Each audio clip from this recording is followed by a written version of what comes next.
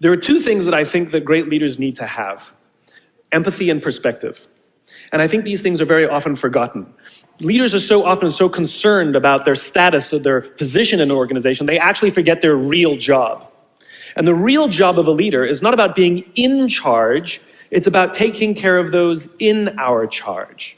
And I don't think people realize this, and I don't think people train for this. When we're junior, our only responsibility is to be good at our jobs. That's all we really have to do. And some people actually go get advanced educations so that they can be really good at their jobs, accountants or whatever, right? And you show up and you work hard, and the company will give us tons and tons of training how to do our jobs. They'll show us how to use the software, they'll send us away for a few days to get trained in whatever it is that we're doing for the company. And then they expect us to go be good at our jobs. And that's what we do. We work very hard. And if you're good at your job, they'll promote you.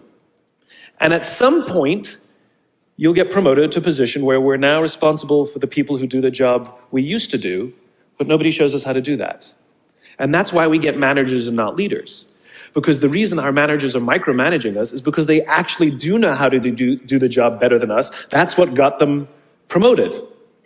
Really what we have to do is go through a transition.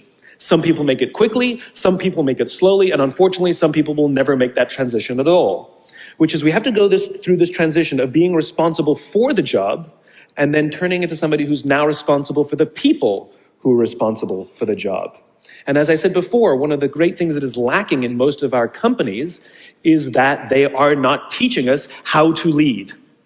And leadership is a skill like any other. It is a practicable, learnable skill.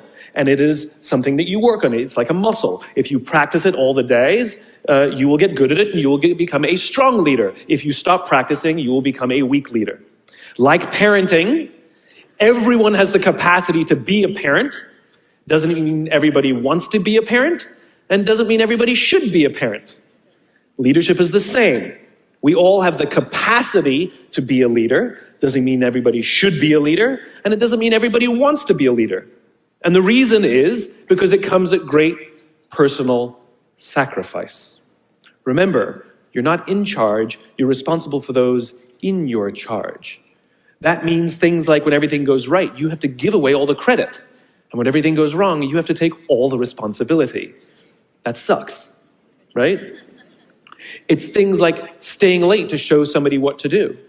It's things like when something does actually break, when something goes wrong, instead of yelling and screaming and taking over, you say, try again. When the overwhelming pressures are not on them, the overwhelming pressures are on us. At the end of the day, great leaders are not responsible for the job. They're responsible for the people who are responsible for the job. They're not even responsible for the results. I love talking to CEOs and say, what's your priority? And they put their hands on their hips all proudly and say, my priority is my customer. I'm like, really? You haven't talked to a customer in 15 years. There's no CEO on the planet responsible for the customer. They're just not. They're responsible for the people who are responsible for the people who are responsible for the customer.